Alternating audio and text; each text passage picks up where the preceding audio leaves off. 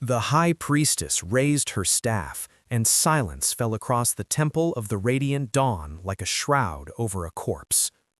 I stood in chains at the center of the sanctum, surrounded by 700 witnesses who had once called me sister.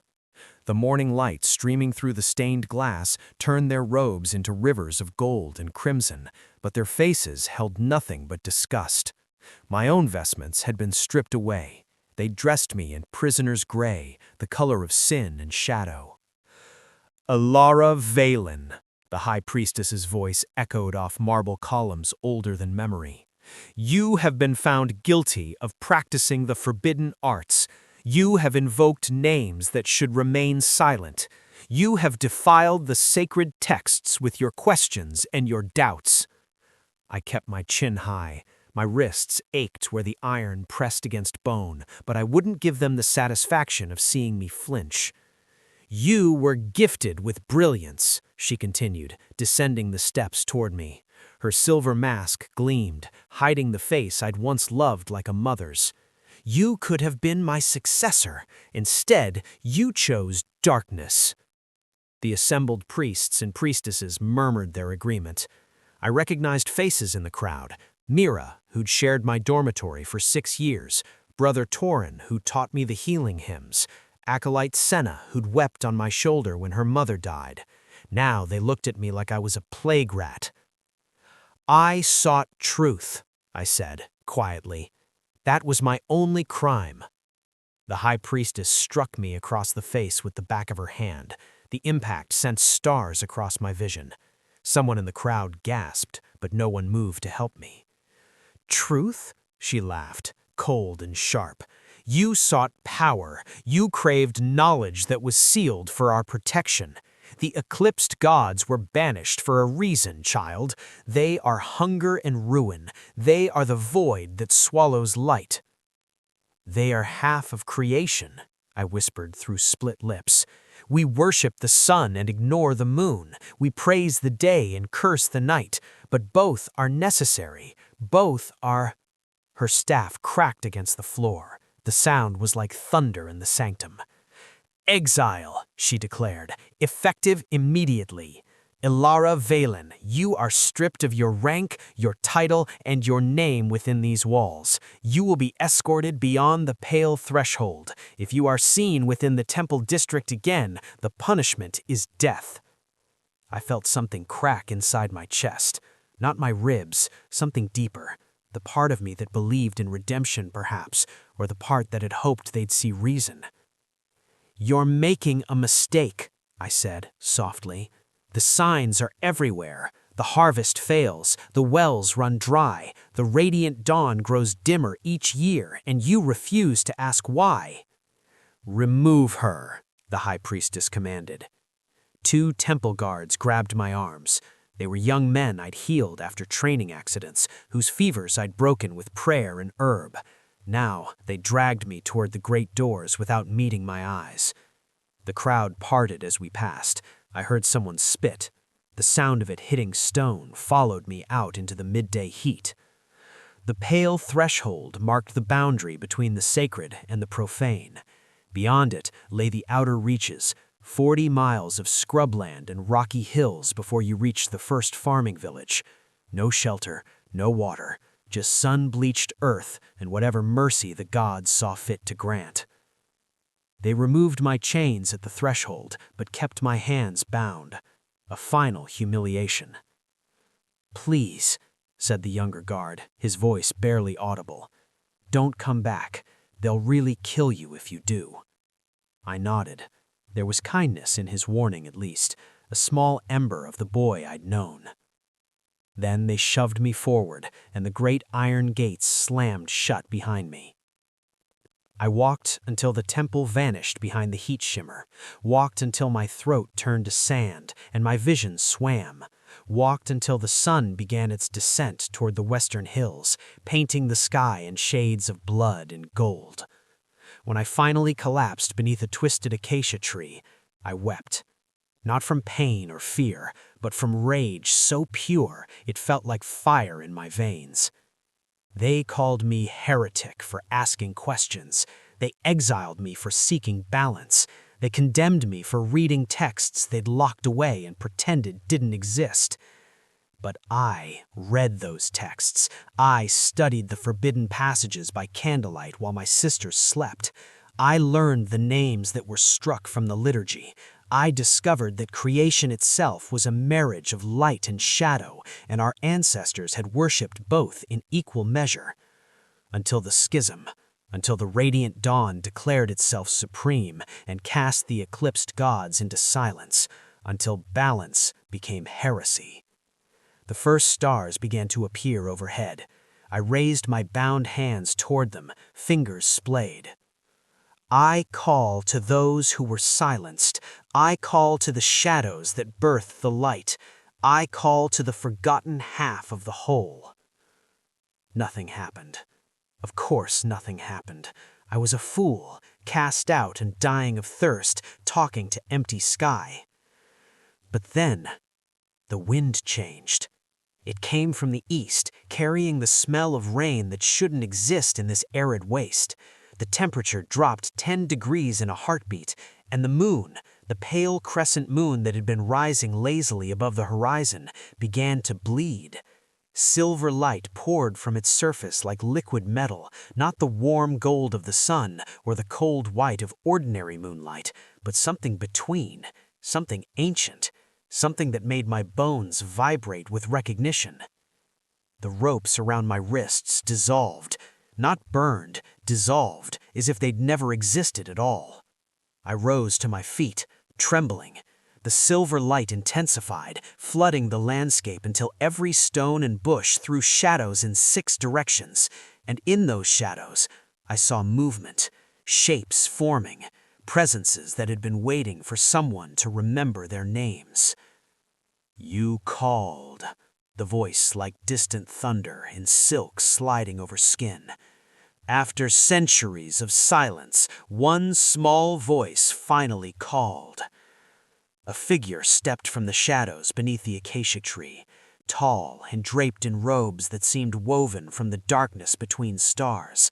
No face, only a suggestion of features. Eyes like molten silver, a mouth that curved in something too knowing to be a smile. "Who are you?" I breathed. "You called. I am Nyxara, the veiled arbiter, first of the Eclipsed Gods, and you, Elara Veylin, have just done something very dangerous." "I don't care," I said, and meant it. "If they cast me out for seeking truth, then let me be the greatest heretic who ever lived." Nyxara tilted her head, considering. "The temple is crumbling, child. The radiant dawn burns too bright, consuming itself from within. The balance your ancestors understood has been forgotten. Soon the light will burn out entirely, and there will be only ash." "Then help me stop it." "Help?" She laughed, and the sound made the silver moonlight pulse. "We cannot help what we were not invited to touch. The temple sealed us away. Your people chose this path. But you have broken the seal with your prayer. You have given us a doorway back into the world. What do you want from me?" "Nothing yet, but soon the temple will face a reckoning.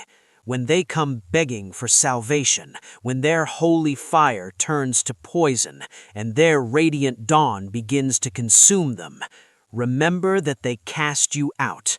Remember that they called you heretic." She stepped back into shadow and vanished. The silver moon faded, returning to its ordinary pale glow. The temperature rose, the wind died, but my wrists remained free, and when I touched my face, I found my split lip healed.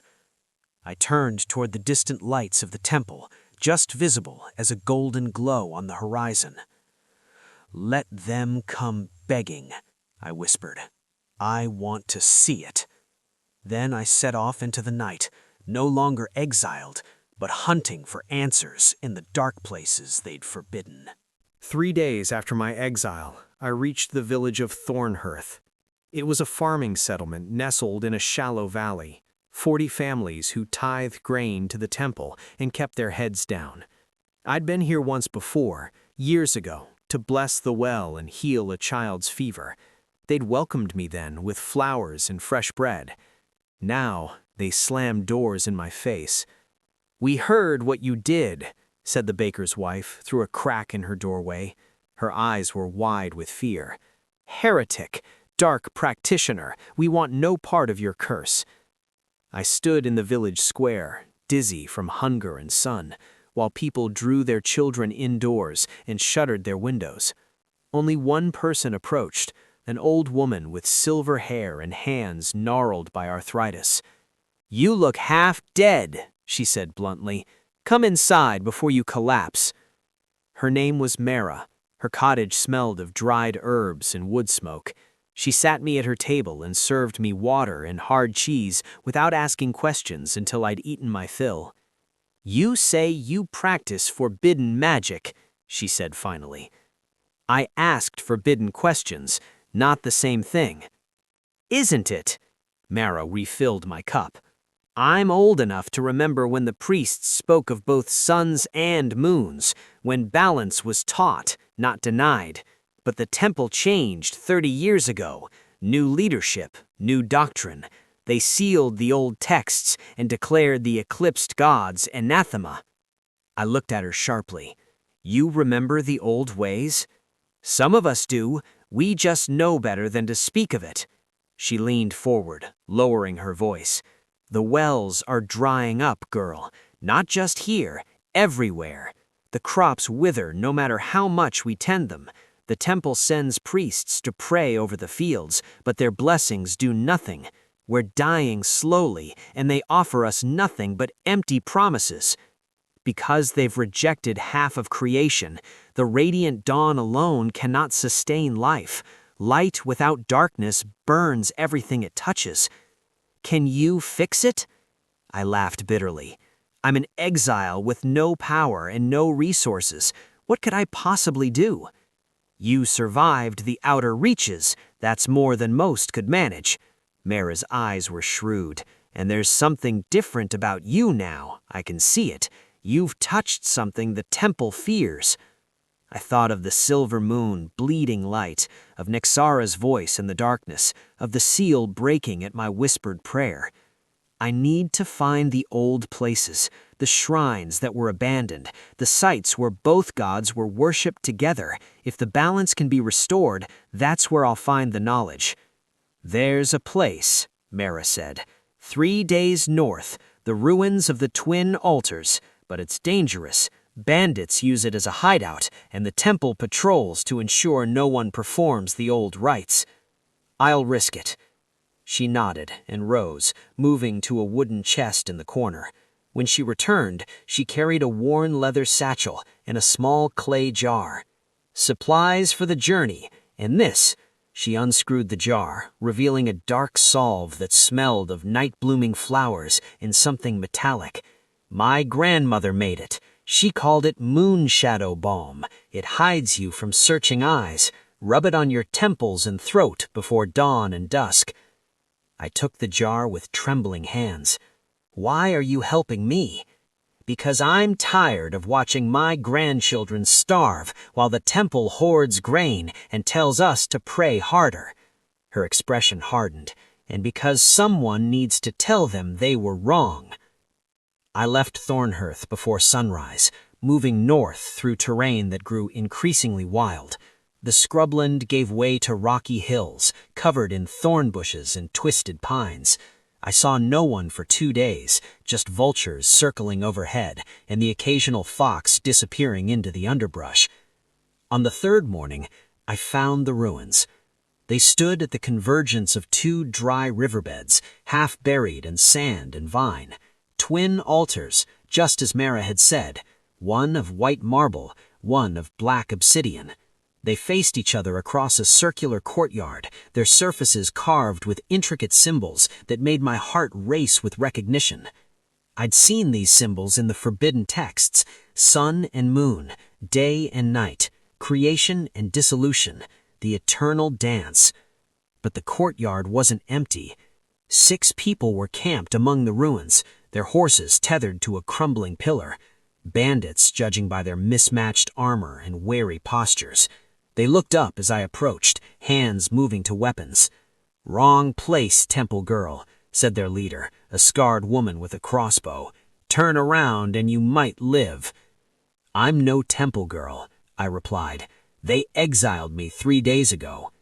That gave her pause. She studied me more carefully, noting my prison-gray clothes and the desperate hunger in my eyes. "Heretic?" she asked. "Apparently." She lowered the crossbow slightly. "Then maybe you're not as stupid as you look. What do you want with this place?" "Knowledge, understanding, a way to fix what the temple broke." The scarred woman laughed. "Good luck with that. We've been using this place as a hideout for months, and all we've found are old carvings and empty promises." "Let me try," I said. "Please.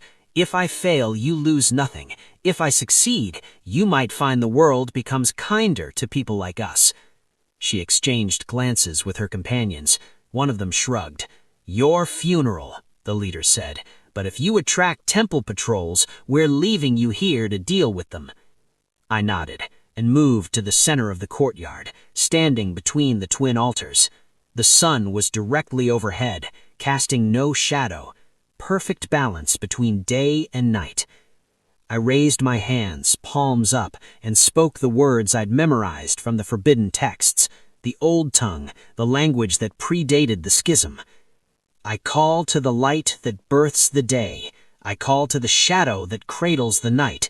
I call to the balance between them, the truth that was forgotten, the union that sustains all life." The air grew heavy, the temperature dropped, and the white marble altar began to glow with soft golden light, while the black obsidian altar pulsed with silver radiance. The bandits scrambled backward, cursing and reaching for weapons that would do nothing against what was coming. "What did you do?" the leader shouted. "I remembered," I said. The light intensified, and 2 figures manifested above the altars, one of pure golden flame, beautiful and terrible, one of flowing shadow, vast and comforting. They regarded each other across the courtyard, then turned their attention to me. "A priestess of the radiant dawn calls to us," the golden figure said, its voice like a roaring flame. "Former priestess," I corrected. "They cast me out for knowing you existed." "And now you seek to restore the balance they destroyed? Do you understand what you are asking? To heal this world requires sacrifice. It requires those who reject us to acknowledge their error. It requires the temple itself to bow before the truth." "Then I'll make them bow," I said, "whatever it takes." The 2 gods exchanged a look that might have been amusement or might have been something darker. "Very well," the golden figure said. "We will grant you power, little heretic, but know this. Once you begin this path, there is no turning back. You will become the bridge between light and shadow. You will carry both within you, and neither side will trust you for it." "I don't need their trust. I need their survival." Nyxara's shadow form reached down, touching my forehead. The golden god did the same. Where they met, light and darkness swirled together, pouring into me like twin rivers converging. Pain, ecstasy, knowledge flooding my mind in torrents. I saw the history of the world before the schism, when the 2 aspects of divinity were celebrated together. I saw the moment of separation, when priests drunk on power decided they could do without the difficult balance of shadow. I saw the slow decay that followed, the world tilting too far towards light until it began to burn itself hollow. When the vision ended, I collapsed between the altars, gasping. The bandits stared at me with new fear. The scarred leader took a step back. "Your eyes," she whispered. "One gold, one silver." I touched my face and felt the truth of it. The gods had marked me. I was no longer simply Elara Veylin, exiled heretic. I was something new, something the world hadn't seen in centuries. "Go back to your families, go to the villages and the towns. Tell them the Eclipsed Gods have returned. Tell them the balance will be restored, whether the temple wills it or not." They fled without argument. I stayed in the courtyard as the sun set and the moon rose, feeling the twin powers settling into my bones, gold and silver. For the first time since my exile, I felt whole. And I felt ready. News of what happened at the twin altars spread faster than wildfire. I walked south, retracing my path toward the temple district, and everywhere I went, people whispered. Some called me prophet, others called me demon. Most just stared with fear and wonder at my mismatched eyes. In the village of Greystone, a woman brought her dying daughter to me. The girl was burning with fever, her skin pale as parchment. The local priest had tried his healing prayers, but they'd done nothing. "Please," the mother begged, "they say you have power the temple cannot match." I knelt beside the child and placed one hand on her forehead. I felt the fever's root, a corruption in her blood, a darkness the golden healing of the radiant dawn couldn't touch because it refused to acknowledge Shadow's existence. But I could reach it. I could call to both light and darkness, asking them to work together. Golden radiance and silver moonlight flowed from my palms. The girl gasped, her back arching, and then the fever broke. Color returned to her cheeks. Her breathing steadied. The mother wept. The watching crowd murmured in awe. "Thank you," the woman sobbed. "Thank you, Blessed One." "I'm not blessed. I'm just balanced." But they didn't understand the difference. To them, I was a miracle worker, a heretic who had somehow become more powerful than the temple's highest priests. The healings continued. A man with a wasting sickness, a child born blind, an elderly farmer whose hands had been crippled by arthritis. I couldn't save everyone. Some illnesses ran too deep, and some wounds were beyond even divine power to mend. But I helped where I could, and the stories spread. On the 7th day after the twin altars, a rider found me on the road.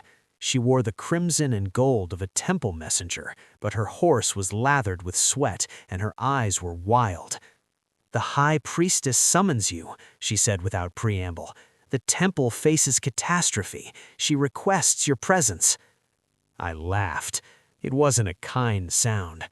Requests? She exiled me. She called me heretic and struck me across the face. Now she requests my presence? "Please," the messenger dismounted, and I saw she was younger than I'd first thought, barely 20. "The holy fire is dying. The eternal flame in the sanctum, it's going out. Without it, the temple's power fails. The city will fall into chaos. Thousands will die." My anger wavered. The eternal flame?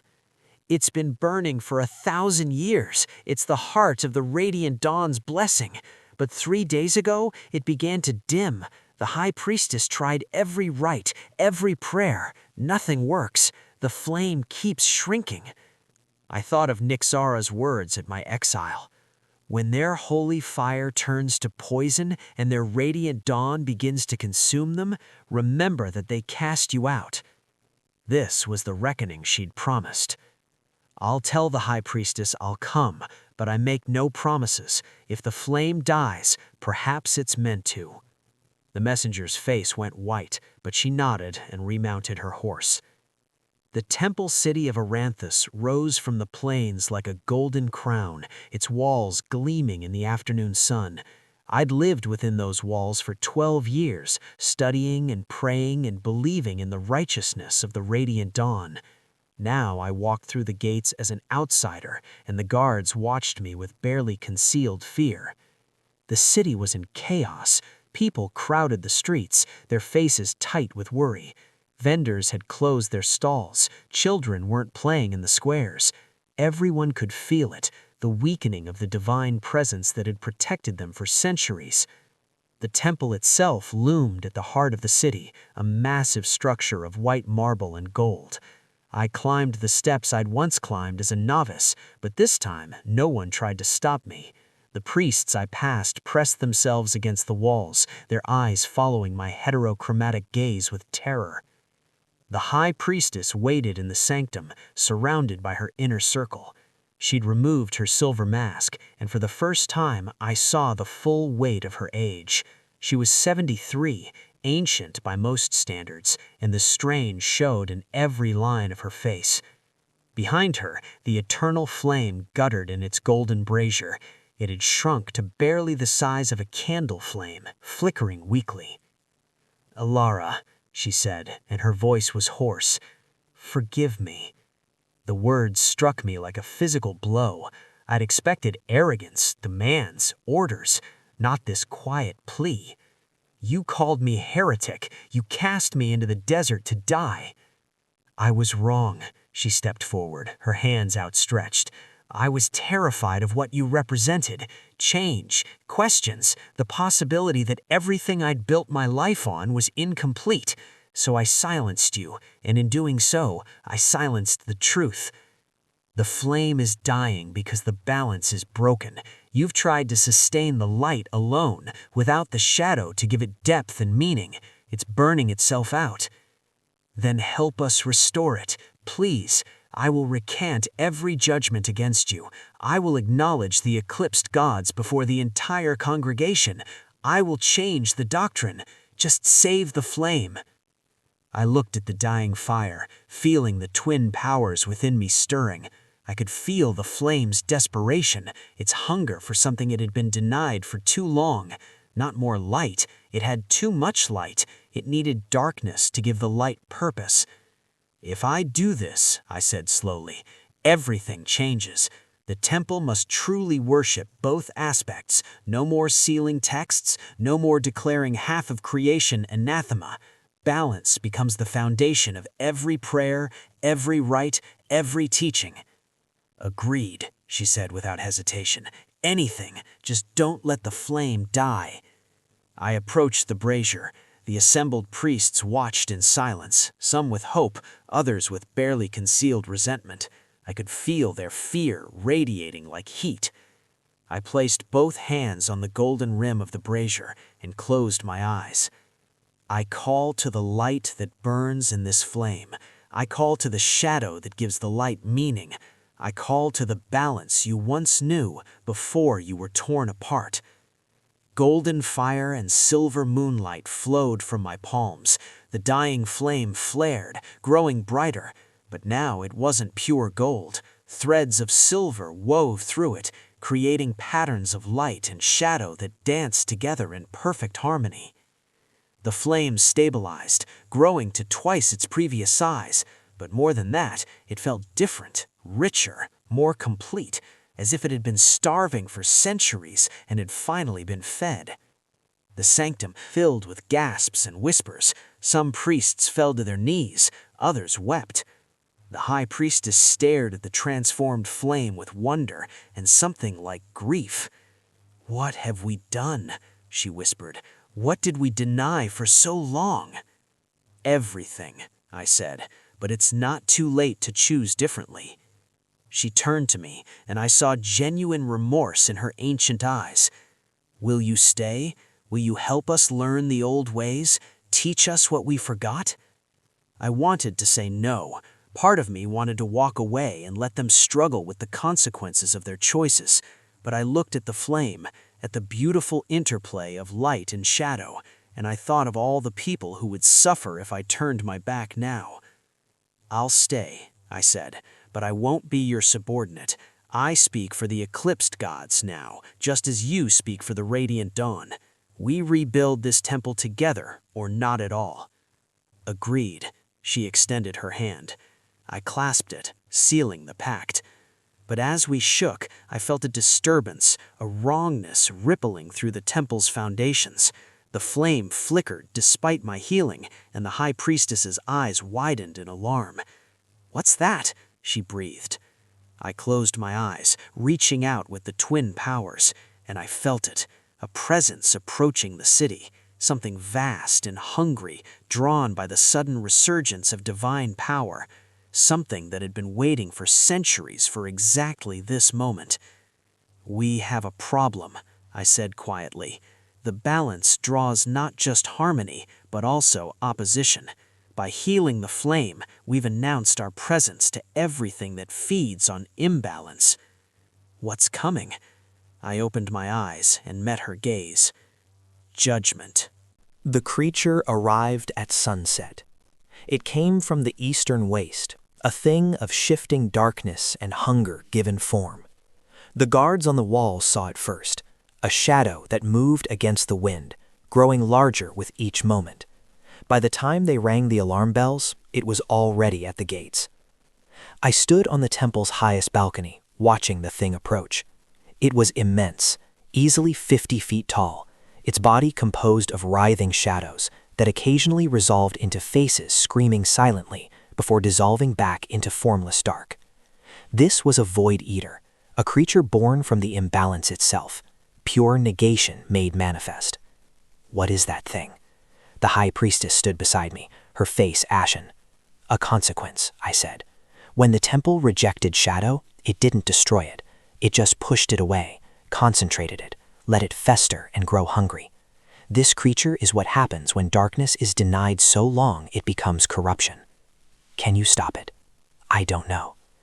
The Void Eater reached the city gates and simply passed through them, the iron and stone offering no resistance. People screamed and fled before it. Where its shadow touched, plants withered and stone cracked. "Evacuate the lower city," I ordered. "Get everyone to the temple grounds. The holy wards might slow it down." The High Priestess turned to her inner circle and began barking orders. Priests scattered, racing to organize the evacuation. I stayed on the balcony, watching the creature advance. "You drew this here, didn't you?" I said aloud.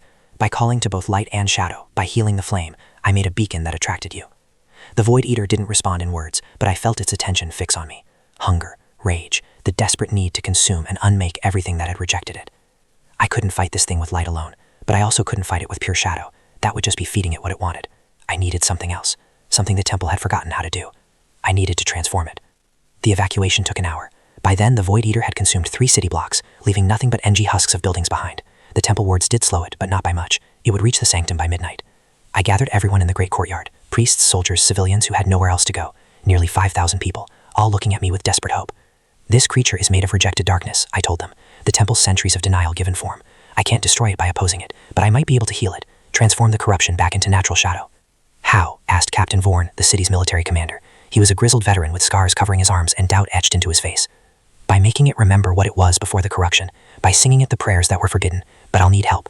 I looked at the High Priestess. "I need every priest who's willing to learn a new hymn in the next 2 hours, and I need the artifacts from the sealed vault." She paled. "The sealed vault contains objects of the Eclipsed Gods. They're forbidden." "They're necessary," I interrupted, "unless you want that thing to eat your entire temple." She hesitated only a moment, then nodded. "Open the vault. Bring everything." The sealed vault was deep beneath the sanctum, locked behind 7 doors and protected by wards that made my teeth ache, but with the High Priestess's authority, we descended together, unlocking each barrier. Inside, I found treasures that took my breath away. Silver chalices engraved with moon phases, obsidian staffs carved with night-blooming flowers, tapestries showing the sun and moon dancing together. These were the tools of the old religion, the balanced worship, locked away and forgotten. I selected 3 items, a chalice, a staff, and a small bell made of meteoric iron that rang with a sound like distant thunder. "These will anchor the ritual," I said. "Now we need to teach your priests the hymn of reconciliation." We worked through the evening while the Void Eater drew closer. I taught them the words in the old time, the melody that intertwined solar and lunar themes. Most of the priests struggled, their voices uncertain after a lifetime of singing only the sun's praises. But some, the older ones who remembered whispers from their own teachers, picked it up quickly. Old Mara had found her way to the temple, along with other villagers from Thorn-Aerith. She joined the circle of singers, her voice surprisingly strong. "Thought you might need us," she said with a gap-toothed smile. By the time the Void Eater reached the temple's higher plaza, we were ready. I stood at the center of a circle formed by 300 singers. The chalice, staff, and bell were arranged in a triangle around me. The flame in the sanctum had been brought out and placed in a portable brazier, its gold and silver light casting dancing shadows. The Void Eater loomed above us, blotting out the stars. Its shadow fell across the circle, and I felt several singers falter. "Hold," I commanded. "Remember, this is not your enemy. It's your forgotten brother, twisted by neglect. Sing him home." I raised the staff and struck the bell. The sound rolled across the plaza like a wave. The singing began. 300 voices rose in the hymn of reconciliation, their words weaving together light and shadow, praising both the sun's strength and the moon's grace. The melody was ancient and strange, making the air shimmer. The Void Eater recoiled slightly, as if confused. I lifted the silver chalice, which I had filled with water from the temple's sacred spring, and poured it onto the ground. Where it touched earth, silver moonlight gloomed, spreading in intricate patterns. "You were shadow before you were void," I called to the creature. "You were the night sky before you were hunger. You were rest and dreams and the space between thoughts. Remember remember what you were. Remember peace. The singing intensified. The golden flame in the brazier flared brighter, but so did the silver threads within it. The two aspects of divine power surged through the circle, flowing into me and then outward toward the Void Eater. The creature convulsed, its form rippled and writhed. For a moment I thought it would break free and consume us all. Then something extraordinary happened. The writhing shadows began to organize, the screaming faces faded, the formless darkness took on structure and grace. The Void Eater was transforming, its corruption burning away under the combined pressure of light and shadow working in harmony. It shrank, condensed, and reformed. Where the monster had been, a pillar of pure shadow now stood, not corrupted but clean and natural, like the darkness beneath trees or the cool shade of a summer evening. It was beautiful. The singing reached its crescendo and then gently faded into silence. I lowered the staff, my entire body shaking from exhaustion. The shadow pillar pulsed once, as if acknowledging us, and then dissipated into the night. Just ordinary darkness, no longer hungry or twisted, just shadow being shadow. The plaza erupted in cheers and weeping. People embraced, several priests collapsed from the strain. Captain Bourne stared at where the Void Eater had been, his expression caught between awe and disbelief. The High Priestess approached me slowly. Tears streaked her face. "You saved us," she whispered. "You saved us by doing what we said was forbidden." "I saved you by remembering what you forgot," I corrected gently. "Balance, always balance." She nodded and turned to address the gathered crowd. "Let it be known," she called out, her voice carrying across the plaza. "The doctrine of the Radiant Dawn is incomplete. We have walked in error for 3 centuries. From this day forward, this temple honors both light and shadow. We praise both sun and moon. We acknowledge the Eclipsed Gods as equal partners in creation." The priests murmured, some in agreement, others in shock, but no one protested. They'd just seen the proof written in divine power. I looked up at the stars, now visible again without the Void Eater blocking them out. Somewhere in the darkness between constellations, I felt Night Tsar watching, approving. "There will be more tests," I said quietly to the High Priestess. "More creatures drawn by the imbalance that still exists in other places. More people who refuse to accept the change. Then we'll face them together," she replied. "Teacher and student, light and shadow." I smiled, feeling the bone-deep exhaustion finally catching up with me. "Then let's start building the world we should have had all along." 3 months after the Void Eater's transformation, the temple held its first ceremony of balance. I stood on the steps of the sanctum, flanked by the High Priestess on my right and Nixara's mortal avatar on my left. The goddess had chosen to manifest in physical form for the occasion, appearing as a woman with silver hair and eyes like starlit pools. Below us, 10,000 people filled the plaza and the streets beyond. Citizens of Aranthus, farmers from the surrounding villages, even former bandits who'd found new purpose in spreading word of the restored balance. They came to witness history. The High Priestess raised her hands, and silence fell. "For centuries, we worshipped only the light," she said, her voice magically amplified to reach every corner of the gathering. "We rejected the shadow, declared it evil, and locked away the truths our ancestors knew. In our pride, we nearly destroyed ourselves." She turned to me, extending her hand. I took it and stepped forward. Elara Veylin was cast out for seeking the very truths that saved us all. She was called heretic for asking the questions we should have been asking all along. Today, we acknowledge our error and ask her forgiveness. The crowd erupted in applause. I felt my throat tighten with emotion I hadn't expected. "I don't need your forgiveness," when the noise faded. "I need your commitment. Balance isn't a single ceremony or a changed doctrine. It's a choice you make every day. It's acknowledging both strength and gentleness. It's praising both clarity and mystery. It's understanding that creation requires both building and breaking down." Nixara stepped forward, her presence making the air shimmer. "The Eclipsed Gods do not demand worship," she said. "We demand recognition. We are the night sky and the rest between labors. We are the questions that lead to wisdom and the shadows that give light its meaning. Honor us by living in balance, and we will never abandon you again." The ceremony continued with rituals I'd spent weeks reconstructing from ancient texts. We lit twin flames, one gold, one silver, that would burn side by side in the sanctum. We consecrated new altars to both aspects of divinity. We performed the old dances that had been forbidden, movements that wove between light and shadow like threads in a tapestry. When it ended, the sun was setting and the moon was rising, both visible in the purple twilight. Perfect balance. Later that evening, I found the High Priestess alone in her private chambers. She was studying one of the unsealed texts, her expression thoughtful. "Having regrets?" I asked from the doorway. She looked up and smiled wearily. "Only that I didn't do this 30 years ago. Think how much suffering we could have prevented." "You did what you thought was right," I said, entering and taking a seat across from her. "You were taught that light alone was sufficient. You believed it with your whole heart. That's not a sin." "Perhaps, but it was still wrong." She closed the book gently. "I've been thinking about succession. I'm old, Elara. I have perhaps 5 years left, maybe less.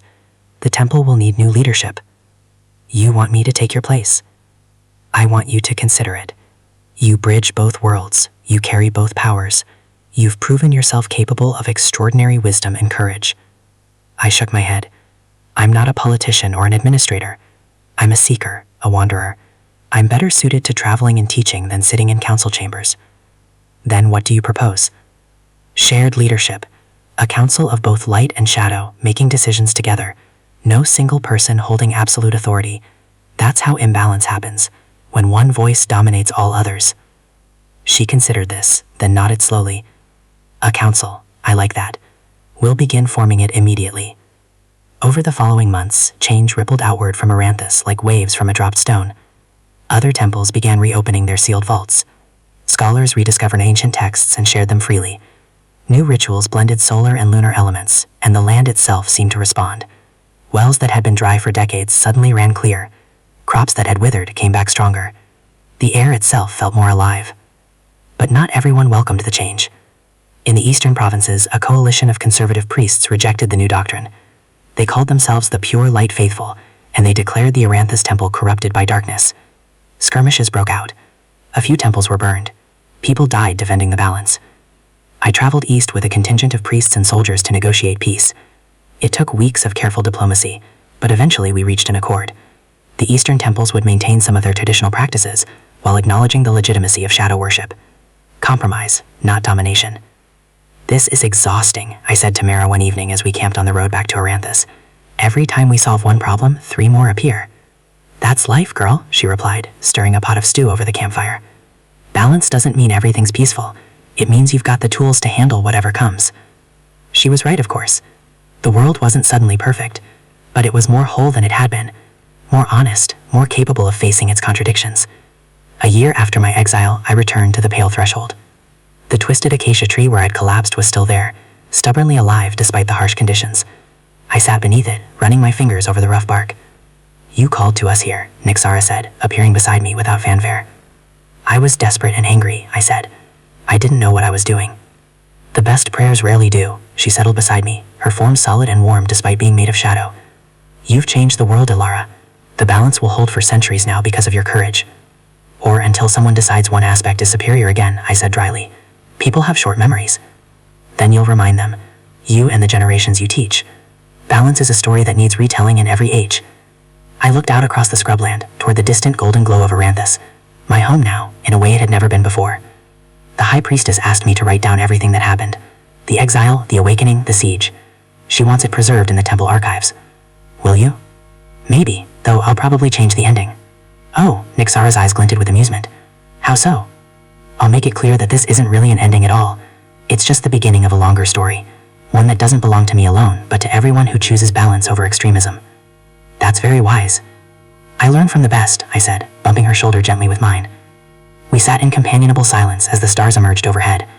Both sun and moon were visible on opposite horizons, the day and night holding each other in perfect equilibrium. For the first time since my exile, I felt at peace. Not because everything was resolved. There would always be challenges, always be people who feared change or misunderstood the balance. But because I knew, deep in my bones, that the work was worth doing. That building a better world required both light to illuminate the path and shadow to provide the rest needed for the journey. I was no longer an exile, no longer a heretic. I was a bridge between worlds, and I would guard that bridge with everything I had.